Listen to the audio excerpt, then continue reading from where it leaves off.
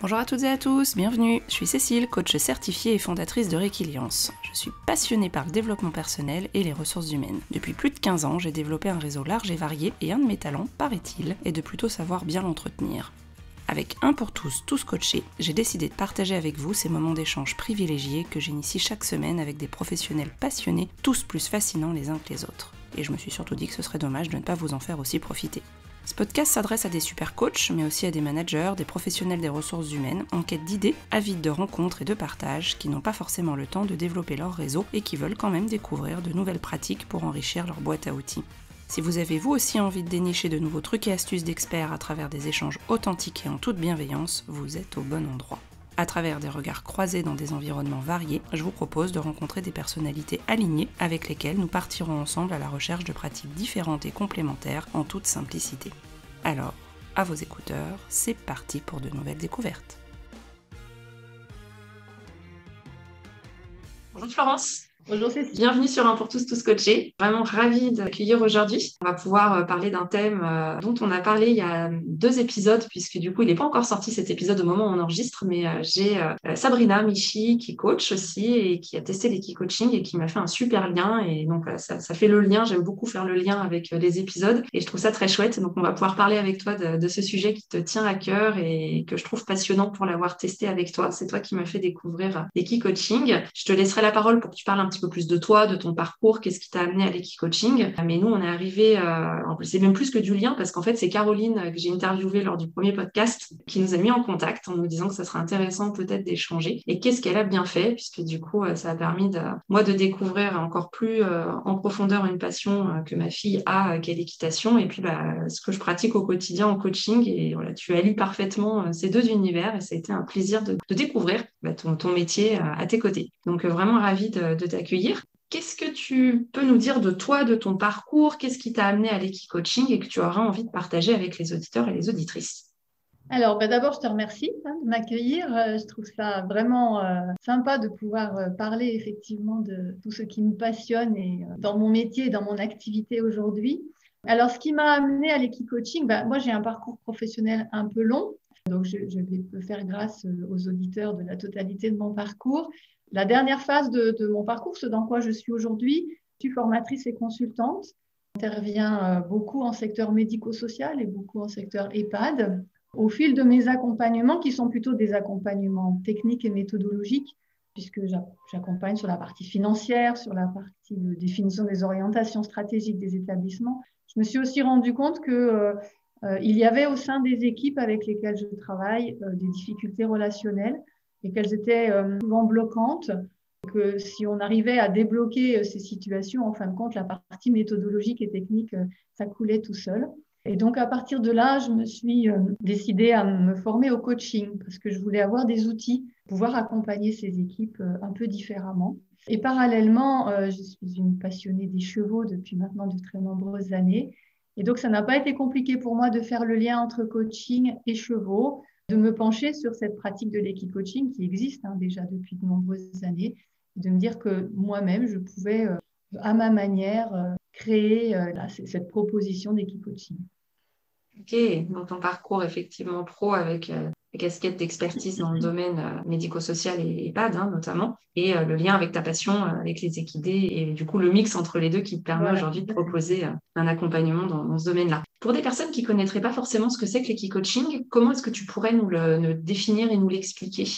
Alors, l'Equi-Coaching, c'est d'abord du coaching, prioritairement, c'est-à-dire qu'accompagner quelqu'un en Equi-Coaching, c'est déjà l'accompagner en coaching, c'est-à-dire recevoir une personne qui présente une problématique sur laquelle elle a envie de travailler et qui s'interroge sur la façon dont elle peut faire évoluer une situation qui peut être une situation difficile pour elle. Et on va introduire le cheval dans l'accompagnement, c'est-à-dire qu'en fait, au lieu d'être un coach, nous sommes 2 coachs, le cheval et moi-même. Et le cheval permet de proposer à la personne d'expérimenter un certain nombre de situations par des mises en situation, des exercices en fait qu'elle va vivre à côté du cheval. Alors je précise bien qu'on ne monte pas sur le cheval, ce sont toujours des exercices à côté du cheval. L'essentiel de la pratique d'équicoaching, c'est ça, c'est de pouvoir expérimenter des situations avec un animal, donc pas avec un être humain, avec les caractéristiques de l'animal. Et on utilise en équicoaching les caractéristiques spécifiques du cheval. Et pour comprendre les caractéristiques spécifiques du cheval, il faut comprendre quels sont les besoins du cheval. Donc, si tu veux bien, j'explique un tout petit peu. Je t'en prie, bien sûr. Oui, oui, c'est important pour bien cibler. Dans la nature, on identifie deux grandes catégories d'individus, les proies et les prédateurs. Le prédateur étant celui qui mange la proie. Donc le cheval fait partie des proies. Je sais que ça étonne beaucoup les gens. Les gens n'y pensent pas toujours parce que c'est une grosse bête qui peut faire 450, 500, 600, 750 kilos. Donc on a du mal à imaginer que cette grosse bête peut être une proie, mais c'est une proie. Il y a plein de choses qui caractérisent la proie par rapport au prédateur, mais notamment la proie n'attaque jamais, alors que le prédateur attaque. La proie fuit. La proie est plutôt, au niveau des mammifères, un animal qui mange de l'herbe, qui a la tête en bas. C'est un peu toutes ces caractéristiques-là qu'on retrouve chez le cheval. Et donc, en caractéristiques, en spécificité, pour se défendre, enfin pas tellement pour se défendre, mais pour ne pas être mangé par les prédateurs, le cheval a développé un certain nombre de caractéristiques. Et même domestiqué, le cheval garde ces caractéristiques. L'une d'entre elles, que l'on utilise en équicoaching, c'est que c'est un animal social. Il vit avec d'autres, avec des congénères. Un cheval qui vit tout seul est un cheval mort, à l'état sauvage en tout cas. Et donc, il a toujours gardé ça. Il doit vivre en troupeau. Et vivant en troupeau, il a donc développé du lien avec ses congénères. C'est donc un animal qui aime être avec les autres et qui a besoin d'être avec les autres. Donc, ce n'est pas compliqué de travailler avec un animal qui a envie et besoin d'être avec les autres parce qu'il va forcément créer du lien. Donc ça, c'est la première chose. L'autre caractéristique du cheval qui vit en troupeau, c'est qu'il a besoin de créer une hiérarchie dans son troupeau. C'est le dominant, le leader, qui protège le troupeau. Donc il doit toujours y avoir un leader. Et quand le cheval est en contact avec un humain, lui, il ne fait pas de différence entre vraiment l'humain et le cheval. Il est juste en contact avec un autre individu. Et donc, il va toujours chercher à savoir qui est le leader. Non pas pour prendre le pouvoir, les chevaux s'en fichent du pouvoir, mais justement pour savoir lequel doit protéger. Et si l'humain ne prend pas le leadership, le cheval va prendre le leadership. Donc tu vois bien que tout de suite, il y a des thématiques sur lesquelles on peut travailler très vite. Et une autre caractéristique importante, le cheval est très intuitif sur le plan des émotions, parce qu'il a besoin de savoir si l'individu qui s'approche de lui est un prédateur ou s'il n'est pas un prédateur. Et il va l'identifier par les émotions que la personne ou que l'individu, en tout cas, qui s'approche de lui, porte. Et il a surtout besoin d'identifier que si cette personne est alignée, est-ce que son attitude correspond à ses émotions. Si tu imagines un lion qui s'approche d'une proie, il va y aller très doucement, très gentiment, mais à l'intérieur de lui, il n'a qu'une envie, c'est de sauter sur la proie. Et donc, le cheval va identifier que c'est un prédateur de cette manière-là. Et donc, le cheval va faire confiance à quelqu'un dont il sent que son attitude est alignée avec ses émotions. S'il sent qu'il n'y a pas d'alignement, c'est compliqué pour lui. Et donc, on va pouvoir travailler aussi sur ces notions d'émotion et sur le fait qu'il est capable de ressentir des émotions et aussi de retransmettre des émotions. Voilà. Voilà toutes les caractéristiques du cheval et tout ce qui nous amène à travailler avec le cheval et qui fait sa richesse en équicoaching. Ouais. C'est très, très riche, très détaillé. Merci pour ces infos parce que ça permet vraiment de comprendre en quoi introduire l'animal dans le coaching peut vraiment avoir un effet, tu parlais de leadership, mais pas que, d'émotion, de positionnement dans l'équipe, dans le groupe. Donc, on peut que faire des liens avec le monde de l'entreprise, entre autres, mais pas que. Et c'est vraiment très, très riche. Et merci de ces précisions. Je pense que ça permet de se projeter plus facilement. Et comment est-ce que tu t'es formée à l'équicoaching? Donc, tu m'as parlé tout à l'heure du coaching et de ta passion pour l'équitation. Comment est-ce qu'on se forme pour être équicoach? Alors, il existe des écoles, des formations d'équicoach. Moi, je dois avouer que j'ai pris un peu des chemins de traverse parce que je n'ai pas fait d'école d'équicoaching. Par contre, je me suis formée à l'équitation éthologique. C'est-à-dire que je me suis formée à l'observation du comportement du cheval dans le but de pouvoir mieux communiquer avec lui. Et ça passe par le fait de faire beaucoup d'exercices à pied avec le cheval, à travailler en liberté avec le cheval. Donc, on est vraiment dans une dimension de communication avec l'animal. Donc, moi, je me suis formée à ça. Et c'est en alliant en fait ma formation de coach professionnel et cette formation en équitation éthologique qui m'amène à pouvoir proposer de l'équicoaching. Okay, Voilà. okay. Par ailleurs, je me fais superviser. Je suis rentrée dans un groupe de supervision d'équicoach, le superviseur étant elle-même une équicoach. Voilà, donc ça complète aussi mes apports et ma formation. Ok, c'est aussi important de le souligner. C'est vrai que sur le podcast, on est écouté autant par des personnes qui travaillent dans les ressources humaines que des coachs. Et effectivement, la notion de supervision est un des éléments clés dans notre métier qui permet à la fois le partage et de la prise de recul sur ce qu'on vit en séance avec nos clients. Et tu parlais justement tu dis il y a deux coachs puisque le cheval est aussi un coach quelque part en tout cas, alors peut-être en position basse, en position haute, ça après c'est du jargon de coach et c'est un thème que au passage qui je pense serait super intéressant à creuser. Mais du coup, est-ce que tu peux nous présenter tes partenaires de coaching parce que tu es propriétaire de plusieurs chevaux, est-ce que tu peux nous en dire un peu plus?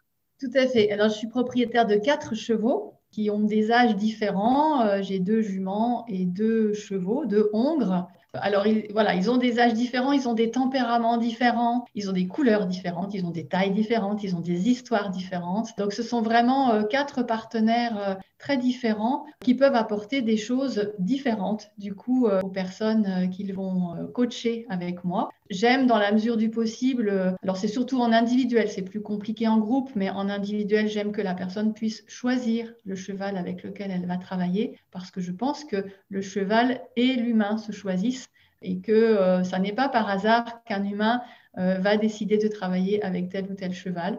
D'autant que j'ai pu observer que quand un cheval ne veut pas travailler avec quelqu'un, tout simplement, il ne va pas s'approcher de cette personne. Le choix se fait plutôt en liberté. Donc, le cheval est libre de venir vers la personne ou de s'éloigner de la personne. Et voilà, ça match comme ça, à un moment ou à un autre. Un cheval et un humain vont se trouver. Et en général, il n'y a pas de hasard. Je le disais, le cheval scanne la personne sur le plan émotionnel et en général, enfin pas en général, tout le temps en fin de compte, le cheval va amener la personne sur le terrain qui est le bon terrain pour la personne.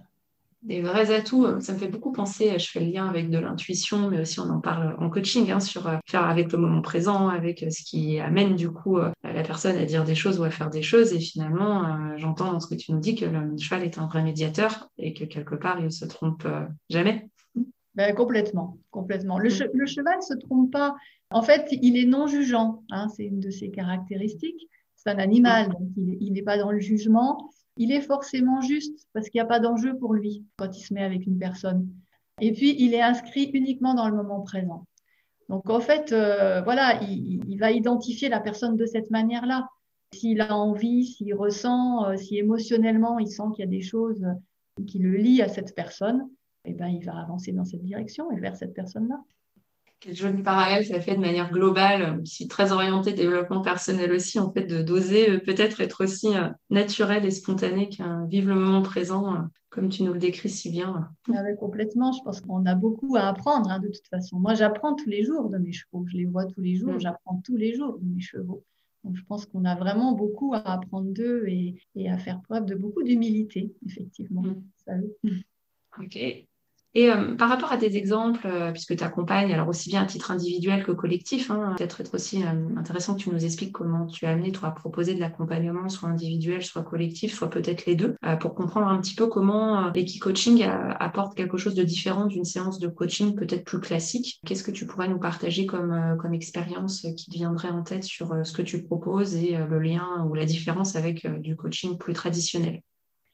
L'equicoaching, ça peut permettre, par exemple, de faire travailler les membres d'une équipe sur les besoins de chacun des membres de cette équipe pour réaliser un projet. Très concrètement, on peut proposer à une équipe de faire un parcours à un cheval. Donc, on met sur l'espace de travail un parcours. Et puis, je vais demander à l'équipe de faire réaliser ce parcours au cheval, le cheval étant en liberté.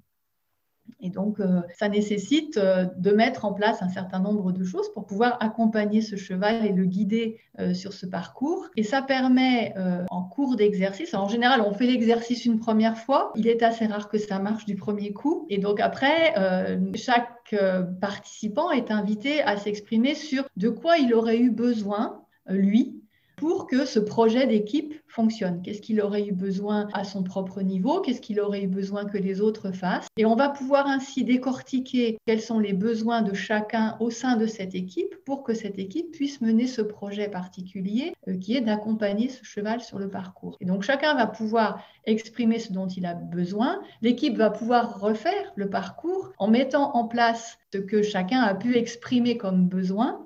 Et en général, ça marche beaucoup mieux au deuxième coup. Des fois, il faut qu'on le refasse une troisième fois. Alors, bien entendu, l'important pour l'équipe n'est pas d'avoir mené ce cheval correctement sur le parcours. Tout ce qui est important, c'est la transposition que moi, je vais accompagner l'équipe à faire dans son activité professionnelle, dans sa situation professionnelle. Repartir des besoins qui ont été identifiés au cours de cet exercice pour se dire, bon, dans l'exercice, vous avez identifié tel et tel besoin, qu'est-ce que ça dit de vous dans votre activité professionnelle? Et vous, l'équipe, comment est-ce que vous pouvez entendre que telle personne, sur la réalisation d'un projet, elle a tel besoin?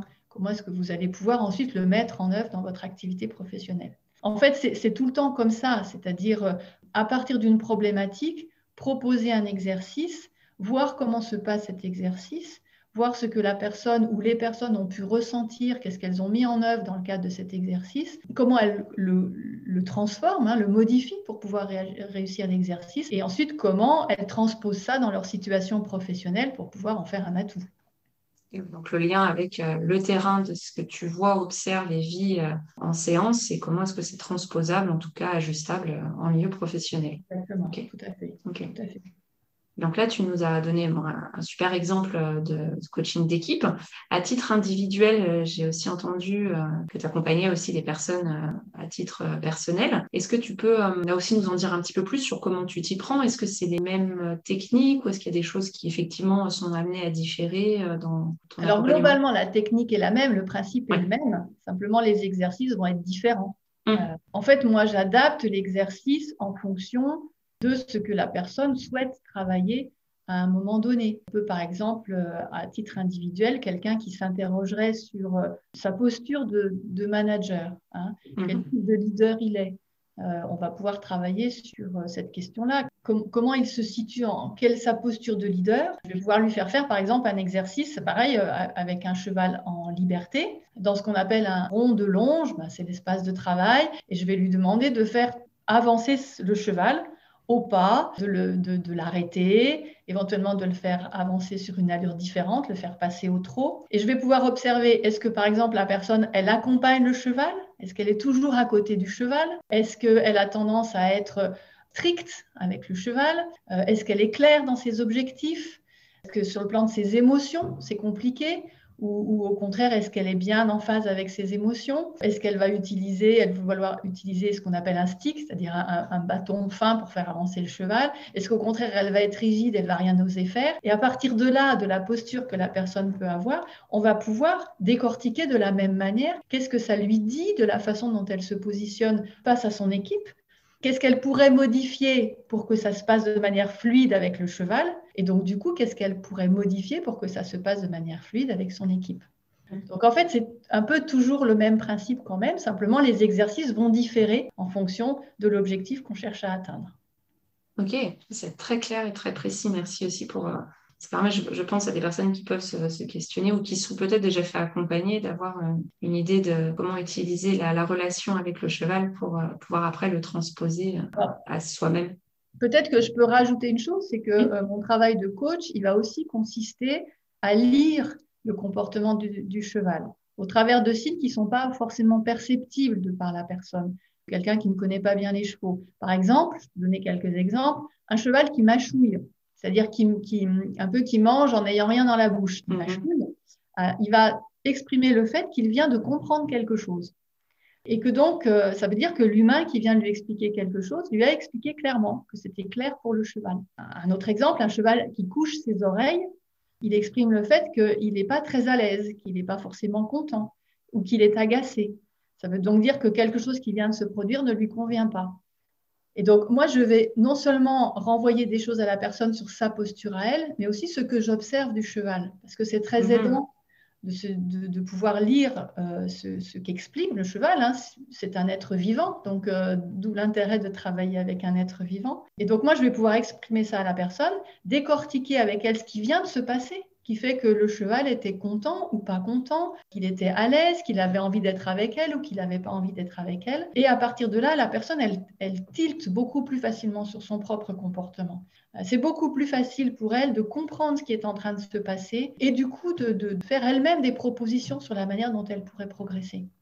Ok, donc du coup, tu as vraiment le regard à la fois sur ce qui est en train de se jouer, mais sur aussi les réactions du cheval. Et toi, avec ton filtre de lecture qui maîtrise effectivement vraiment ça, ça te permet de compléter et d'ajuster. Complètement. Moi, je regarde en permanence les deux. Mm. J'observe en permanence les deux et ce qui est en train de se passer entre les deux.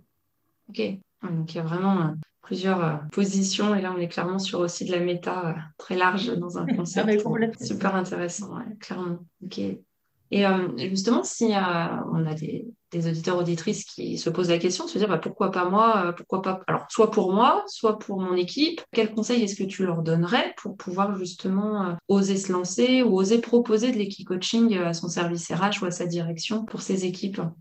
Ben, je pense que j'essaierai de leur expliquer ça, justement, tout le bienfait du cheval, hein, ce qu'il est possible d'en tirer de différent de ce type de séance. Je pense que ce qu'apportent ces exercices avec le cheval, c'est d'aller au fond de soi-même et d'avancer en vérité. Le cheval, il est sans filtre. Donc, avancer avec le cheval, c'est accepter d'avancer sans filtre. Alors, je reconnais que ça peut être difficile. Hein. Dans une équipe professionnelle, on n'a pas forcément envie justement d'être sans filtre. On a aussi besoin des filtres pour se protéger. Et ça veut dire être capable d'aller peut-être un cran plus loin. Ça nécessite vraiment d'avoir de la confiance. Une équipe soit en confiance pour pouvoir travailler de cette manière-là. Aussi pour rassurer, il y a un cadre qui est posé au démarrage d'une séance. Ce cadre, il est décidé ensemble. Moi, entre guillemets, j'impose un certain nombre de choses qui est de l'ordre de la confidentialité, de l'ordre du respect réciproque que l'on peut avoir, parce qu'effectivement, ça va aller vite. Ça peut aller vite à certains moments. Il peut se déclencher des choses assez rapidement. Mais par contre, tout ce que je peux observer, c'est qu'à chaque fois qu'une équipe vient, d'abord, elle a vécu un temps quand même convivial et ludique, parce que voilà, on fait ça sous forme de jeu, sous forme d'exercice, donc c'est quand même ludique. Ça soude très vite l'équipe. Et c'est des équipes qui ressortent grandies et vraiment renforcées dans leurs liens. Je crois que c'est ça qui est important, surtout, c'est ce côté-là où avoir réussi quelque chose de particulier avec une grosse bête. Hein, le plus gros de mes chevaux fait 750 kilos. Donc c'est pas rien quand même d'avoir réussi à faire un exercice à un gros cheval de 750 kilos, de l'avoir fait ensemble et d'avoir pu construire ensemble pour réussir cet exercice. Et c'est vraiment des équipes qui ressortent beaucoup plus soudées quand elles ont vécu ça. Et puis grandies et puis fières. Donc ça compte, ça aussi. Oui.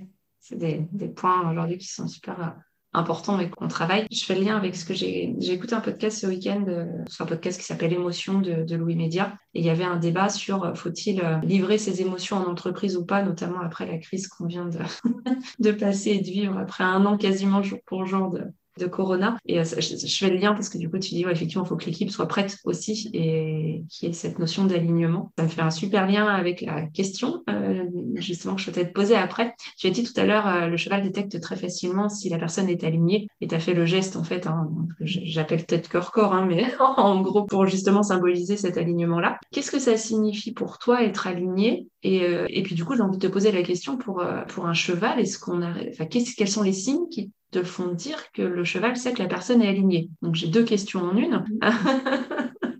Alors, pour moi, être aligné, c'est avoir une attitude cohérente avec ses émotions. Okay. Et pour avoir une attitude cohérente avec ses émotions, il faut préalablement avoir identifié ses émotions. Et nous, les humains, sommes extrêmement forts pour ne pas regarder nos émotions. Alors, on nous l'a appris, on a été éduqués comme ça. On nous a appris à ne pas montrer nos émotions. Et on nous a tellement appris à ne pas les montrer qu'on ne se les montre même pas à soi-même, bien souvent. Et je pense que le premier travail à faire, il est là. Il est, en fin de compte, si je suis en colère, est-ce que je suis vraiment en colère? Que je ne suis pas plutôt quelqu'un de triste? Et ma vraie émotion, c'est ma tristesse. Et être aligné, pour moi, c'est avoir pu reconnaître cette émotion et avoir une attitude qui soit congruente avec cette émotion. Et le cheval là-dedans, il ne va pas aller chercher l'émotion de surface. Lui, il va aller chercher l'émotion profonde. Parce qu'il a besoin de ça. C'est ce que j'expliquais au tout début. Le lion a l'air très gentil, mais au fond, il n'a qu'une envie de sauter sur le cheval. Et donc, le cheval, il a besoin de savoir que le lion veut lui sauter dessus, pas qu'il a l'air très gentil. Et donc, si moi, je me présente devant mon cheval en colère, mais qu'au fin de compte, mon émotion profonde, c'est la tristesse, lui, c'est la tristesse qu'il va l'identifier. Ne me demande pas pourquoi, c'est comme ça que fonctionne le cheval. C'est vraiment comme ça qu'il fonctionne. Donc, il va aller identifier la tristesse. Et non seulement il va l'identifier, mais il va la vivre. Et comme il va la vivre, il va la renvoyer à la personne. Donc, le cheval est un incroyable capteur d'émotions et miroir d'émotions. Et c'est vraiment ce qu'on utilise, entre autres, en équi-coaching. Et voilà, je ne sais plus quelle était ta question. Oui, mais c'était exactement ça. C'était comment, effectivement, pour toi, c'était quoi être aligné et comment est-ce que le cheval faisait. Donc, effectivement, c'est un super pouvoir, en fait, qu'il a. Oui. Alors, et donc, pour compléter, un cheval qui va percevoir que quelqu'un n'est pas aligné, pour lui, ça représente un danger. Et donc, il va s'en aller. Il ne va pas vouloir être avec cette personne. Et moi, ça m'est arrivé d'avoir une personne, le temps qu'on discute, le cheval était en liberté à côté de nous, le cheval est parti. Et j'ai dit à la personne, là, vraisemblablement, mon cheval, qui s'appelle Ciel, n'a pas envie de travailler avec vous. Qu'est-ce qui est en train de se passer pour vous? Et en fait, la personne m'a dit, mais c'est vrai, je suis en train de me poser plein de questions. Je ne sais pas comment je dois faire les choses, comment je dois prendre l'exercice, comment je dois le faire. Et je lui dis, mais qu'est-ce que ça vous renvoie de vous? Et cette personne me répond, mais c'est vrai, c'est souvent comme ça que ça se passe, hein, mais c'est vrai. Mais c'est vrai que je me pose tout le temps des questions, je ne sais jamais comment je dois être avec les gens, est-ce que je dois être gentil avec eux, est-ce que je dois faire comme ils veulent, est-ce que je dois décider moi-même? Enfin, voilà, tout ça pour dire que rien que sur ce tout petit exercice, la personne n'était à ce moment-là pas congruente, le cheval, lui, s'en va, et la personne, elle en prend conscience. Du coup, elle peut travailler à partir de ça. Ok, c'est assez puissant, effectivement, comme prise de conscience. Tu parlais aussi, tu as dit tout à l'heure que des fois, l'être humain était un gros champion pour avoir été formaté et pas avoir accès lui-même à ses propres émotions. C'est une question que j'aime bien poser aussi dans le podcast. C'est quel conseil tu donnerais, toi, pour être soi-même? Eh bien, à mon avis, pour être soi-même, il faut être en phase avec ses émotions, c'est-à-dire qu'il faut trouver le moyen d'aller chercher quelles sont vraiment les émotions qui nous guident. Parce que si on n'est pas en phase avec nos émotions, on va des fois avoir des attitudes, des postures qui ne sont pas justes pour les autres et qui déjà ne sont pas justes pour soi. Et si on n'est pas juste pour soi, on n'est pas juste pour les autres. Donc je pense que tout ce travail d'identifier ses émotions, c'est tellement libérateur. Voilà, je pense qu'être soi, c'est vraiment travailler là-dessus. Donc, venez voir les chevaux parce qu'ils vont vous aider, les chevaux, vraiment à identifier vos émotions. Moi, ils me font travailler tous les jours, hein, je le disais, mais c'est vrai. Des fois, je suis à côté d'un de mes chevaux, j'ai une émotion qui monte, je ne m'y attendais pas. Et voilà, et je me dis, bah, merci, tu es en train de me dire un truc vachement important pour moi. Voilà, donc je crois que c'est vraiment ça qui est important. Donc, vraiment à l'écoute de ses émotions et mieux se connaître en tout cas ou continuer ce chemin. Et puis c'est effectivement au quotidien, surtout toi qui as cette chance d'avoir plusieurs chevaux et dont tu t'occupes quotidiennement, j'imagine. Oui, je m'en occupe quotidiennement et j'ai effectivement la chance d'en avoir plusieurs parce que chacun révèle une part de ma personnalité ou une part de mes besoins en fonction de sa propre personnalité et en fonction de ses propres besoins. Super outil aussi pour mieux se connaître et creuser pour mieux savoir qui on est et quelles sont les émotions qu'on traverse. Super, merci pour ce partage. Sur Un pour tous coachés, on parle aussi de réseau. C'est un podcast qui est orienté réseau, puisque tu es aussi aujourd'hui là par le réseau, hein, par Caroline et puis d'autres personnes où on était amenés à échanger aussi. Qu'est-ce que c'est que le réseau pour toi? Comment est-ce que tu l'entretiens? Quels conseils tu pourrais nous donner? Alors pour moi, il y a deux réseaux.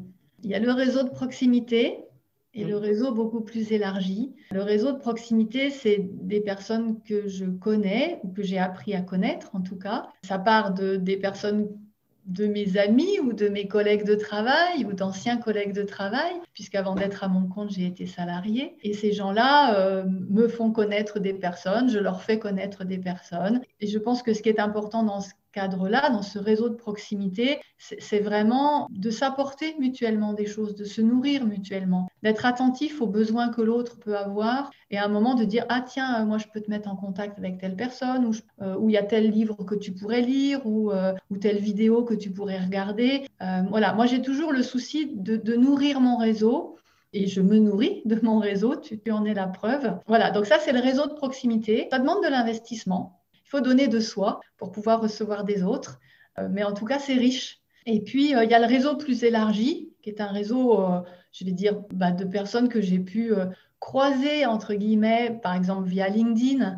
C'est un réseau qui est important aussi parce que se faire connaître de ce réseau et connaître ce réseau, c'est aussi riche d'échanges éventuellement, mais c'est pas le même investissement et c'est pas le même dynamisme qu'on peut y mettre. En tout cas, moi, j'aime bien essayer de chouchouter mon réseau et j'ai envie pas forcément d'un réseau composé de 500 ou 600 personnes, c'est pas ce qui m'intéresse. Ce qui m'intéresse, c'est d'avoir un réseau qui va interagir et qui, du coup, va me nourrir et que je vais pouvoir nourrir. Okay. Une belle image aussi, et là, spontanément, tu parlais tout à l'heure aussi de tes chevaux qui se nourrissaient d'herbe, nourrissent aussi d'autres choses. Je fais le parallèle, ça vient comme ça spontanément, je partage. Justement, tu parlais de livres, de conseils. Est-ce que tu aurais un livre du moment ou des ouvrages qui te parlent que tu souhaiterais partager avec nous? J'ai un livre de moment, surtout pour les gens qui aiment les chevaux. Oui. C'est le dernier que j'ai lu qui m'a vraiment passionnée, qui s'appelle Soyez cheval, qui est écrit par le docteur Ralph Helmut Stamzen. Et le docteur Ralph Helmut Stamzen est docteur en zoologie et en éthologie. Et il a surtout la particularité d'avoir été pendant plusieurs années observer les mustangs. Les mustangs sont des chevaux sauvages des États-Unis. Et il a passé plusieurs années à les observer, à les apprivoiser. Et il a appris beaucoup, beaucoup de choses sur les chevaux. Et il a beaucoup de choses à nous transmettre. Et alors, pour titiller la curiosité des gens qui connaissent les chevaux, ce docteur dit que les chevaux n'ont pas peur. Et il explique pourquoi les chevaux n'ont pas peur. Voilà, j'espère que les auditeurs qui aiment les chevaux seront du coup curieux d'aller savoir pourquoi les chevaux n'ont pas peur, puisque nous pensons tous que les chevaux ont peur. Ok, super teasing en tout cas. Super teasing. Je retrouverai je mettrai bien sûr dans les notes de l'épisode le lien pour trouver je donnerai les coordonnées cet précises. ouvrage. Je veux bien. Merci. Pour terminer du coup notre échange, est-ce qu'il y a un thème dans la continuité de ce qu'on s'est dit, un sujet du moment qui t'anime ou que tu trouverais pertinent qu'on puisse aborder dans le podcast par rapport à ce qu'on s'est dit? Par rapport à ce qu'on s'est dit, je pense que tout ce qui tourne autour de la congruence, l'assertivité, la résilience au sein de l'entreprise, qui sont des thèmes de toujours dans l'entreprise, qui sont encore plus forts en ce moment avec la crise sanitaire qu'on est en train de vivre et les conséquences que ça peut avoir. Je pense vraiment qu'il y a lieu de s'interroger sur comment une entreprise et ses managers, ils peuvent aider les hommes et les femmes qui y travaillent à être mieux, à être davantage en harmonie individuellement et puis ensemble. Donc, je pense qu'il y a vraiment des choses à réfléchir autour de tout ça. Ces sujets-là, ouais, tout à fait. Ça fait aussi le lien avec Nadine que j'ai interviewée juste avant toi. Donc, logiquement, dans le suivi des épisodes, vous suivrez, où on a parlé justement d'assertivité. Et c'est un sujet aussi qui la questionne. Et effectivement, c'est des sujets du moment et en ressources humaines, entre autres, mais aussi pour les managers et puis pour tout un chacun, de s'intéresser à ces thématiques-là, de congruence, assertivité et résilience, comme tu l'as très bien décrit. Merci en tout cas pour cette idée de sujet, de podcast, pourquoi pas, pour un autre épisode. Et puis avec tout ce qu'on s'est dit, j'ai très envie aussi d'avoir une nouvelle discussion avec toi sur la position haute, position basse avec le cheval, comment est-ce qu'on coach avec un cheval. Et je trouve ça très intéressant. Donc, vraiment, merci pour ce temps de partage de ton quotidien, de ta passion, de tes passions, puisque du coup, c'est à la fois de l'équitation et du coaching. Et vraiment, merci à toi. Merci pour toutes tes questions, parce que ça amène toujours à s'interroger sur sa pratique, sur ce qu'on propose. Donc voilà, c'était fort intéressant pour moi aussi de me reposer toutes ces questions grâce à toi. Donc merci beaucoup de ton accueil. Merci beaucoup Florence, et puis bien sûr je mettrai dans les liens d'épisodes comment te trouver sur LinkedIn, entre autres, pouvoir pourquoi pas tester une séance découverte aussi avec toi et pourquoi pas enclencher un travail soit collectif soit individuel. Je pense que quand l'épisode sortira, on aura déjà vécu ensemble l'expérience avec une partie de mes étudiants qui va venir découvrir avec toi. J'espère que la météo sera au rendez-vous dans 15 jours, mais je pense que oui, ça va aller dans 15 jours, pas de souci. Voyez plein de positifs. Du coup, on enregistre au mois de mars. L'épisode devrait sortir normalement quelques semaines après. Voilà, j'ai hâte de vivre aussi cette expérience avec mes étudiants. Donc, vraiment, vraiment merci à toi. Merci Cécile. Merci d'avoir écouté l'épisode jusqu'au bout. J'espère que l'échange vous a plu. N'hésitez pas à aller sur la page du podcast Un pour tous, tous coachés sur le site www.requiliance.fr. Je compte également sur vous pour déposer vos 5 étoiles et votre avis sur votre plateforme préférée d'écoute. Cela permettra à de nouvelles personnes de découvrir plus facilement le podcast et d'agrandir la communauté. Encore merci et à très vite pour de nouvelles aventures.